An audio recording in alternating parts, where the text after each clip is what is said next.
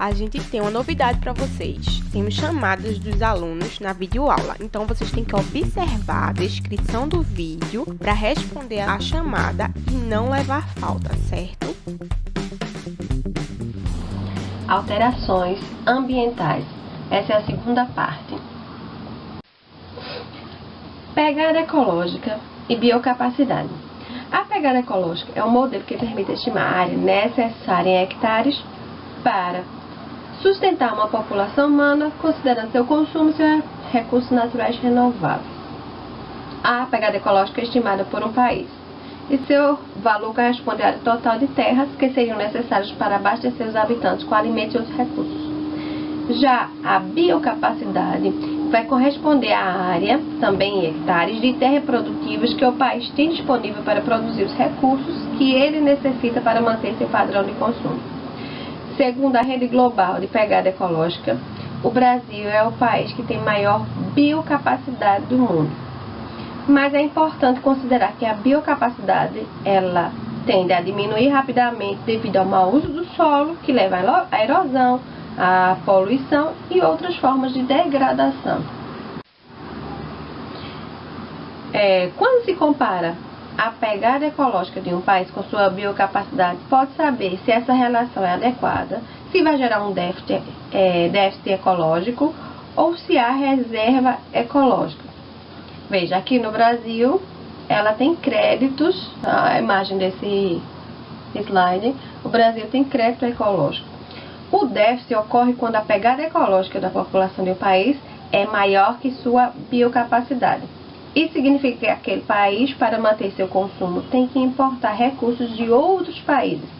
A reserva ecológica ocorre quando a biocapacidade do país é maior do que a pegada ecológica de sua população. A preocupação com a preservação da vida tem sido motivo de reuniões mundiais para se tentar propor medidas em termos globais. Então, uma dessas reuniões aconteceu em 92 na cidade do Rio de Janeiro e foi conhecido como a ECO 92. Representantes de 170 países estiveram presentes e, como resultado dessa conferência, foi elaborado um documento chamado Agenda 21, definido como um plano de ação global para o século 21. A Agenda 21 defendia a necessidade de investimentos em programas de desenvolvimento sustentável. Nesse modelo de desenvolvimento, considera-se que o avanço econômico e a conservação do meio ambiente são compatíveis e devem estar intimamente relacionados.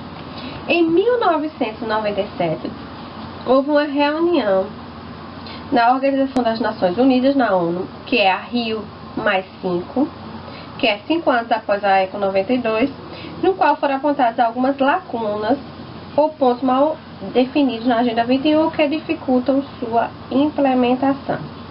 Já em 97, aconteceu um encontro mundial na cidade de Kyoto, que é no Japão, onde foi elaborado um dos mais ambiciosos projetos de combate ao aquecimento global, que é o Protocolo de Kyoto. Então, o Protocolo de Kyoto é um projeto de combate ao aquecimento global.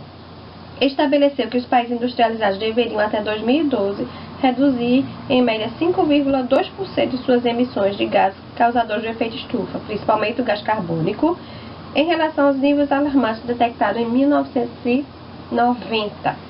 O Brasil foi um dos primeiros países a assinar o protocolo, no entanto, alguns países industrializados negaram a validez desse documento, por não concordarem com a meta. Foi nesse contexto que aconteceu a Rio+10. Em 2002, na África do Sul, onde a cúpula de 191 países, para retomar as questões apontadas na ECO 92.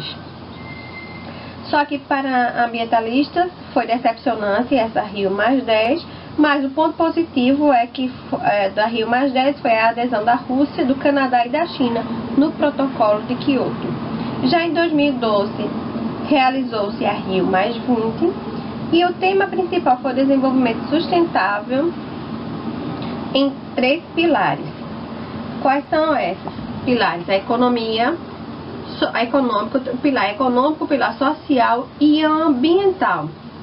Então, dentro desse tema, a ONU escolheu as seguintes abordagens: a economia verde no contexto do desenvolvimento sustentável e da erradicação da pobreza, e a estrutura institucional para o desenvolvimento sustentável. Em 2015, 193 Estados-membros da ONU adotaram formalmente a Agenda 2030 para o Desenvolvimento Sustentável, composto pelos Objetivos de Desenvolvimento Sustentável. E de acordo com o então secretário da ONU, na época, Ban Ki-moon, no discurso de abertura, ele falou: a nova agenda é uma promessa dos líderes para a sociedade mundial. É uma agenda para acabar com a pobreza em todas as suas formas, uma agenda para o planeta, que ainda não foi colocado em prática. Depois do que eu falei, eu quero que vocês respondam essa questão. Em qual documento da década de 1990 foi firmado o conceito de desenvolvimento sustentável? Letra A, relatório Brundtland. Letra B, Carta da Terra.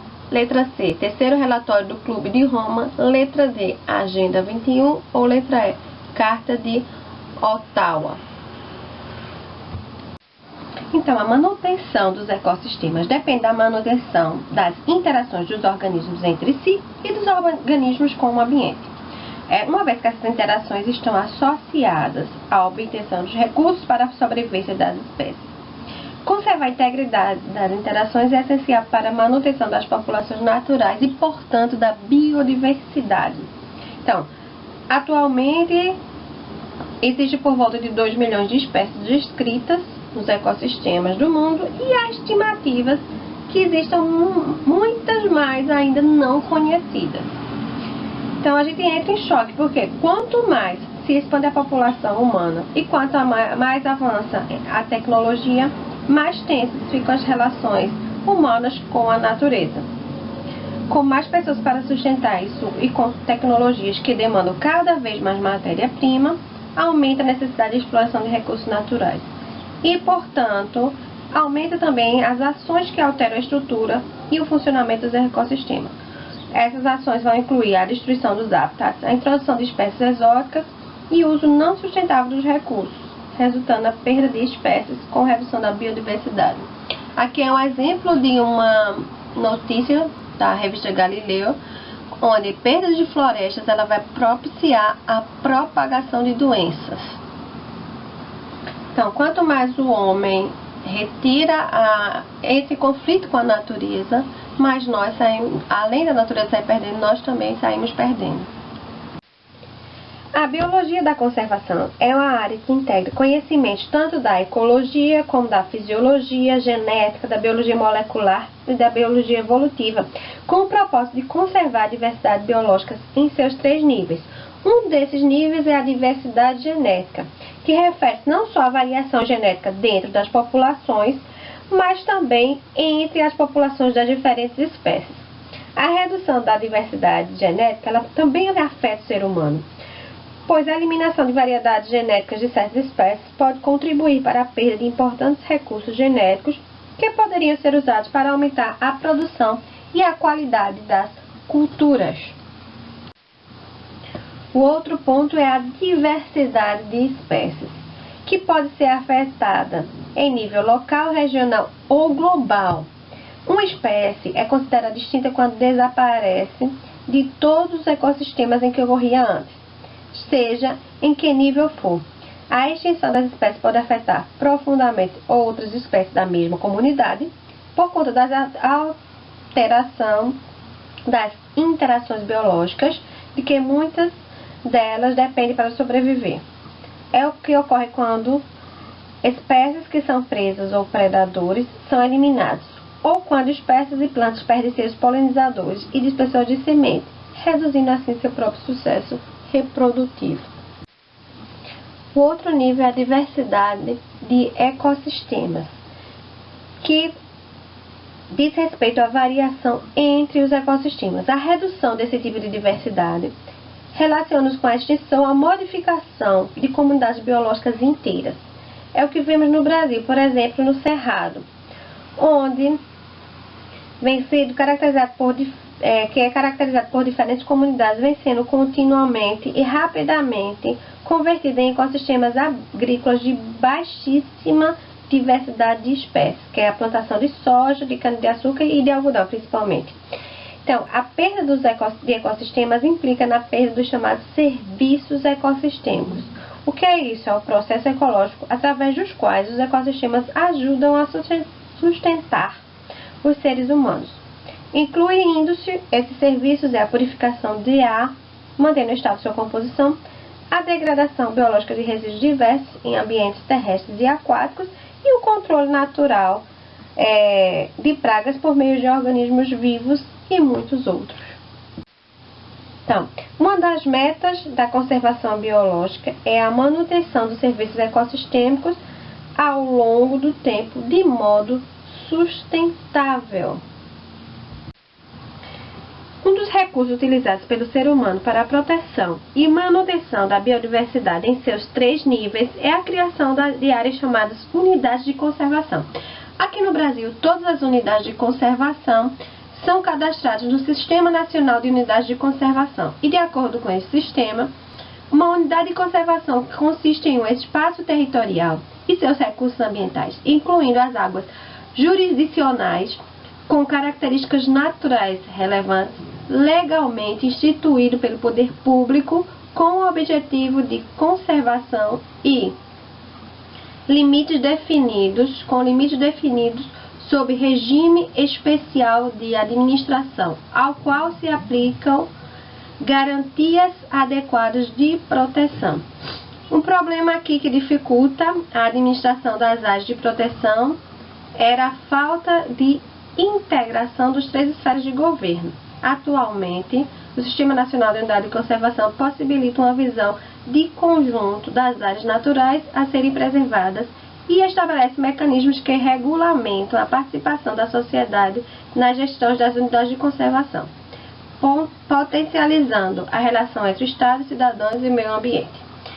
São 12 tipos de áreas de proteção, cujo objetivo específico se define quanto à forma de proteção e usos pertinentes. Há aqueles que precisam de maiores cuidados por suas fragilidades, suas particularidades, e aqueles que podem ser utilizados de forma sustentável e conservadas ao mesmo tempo.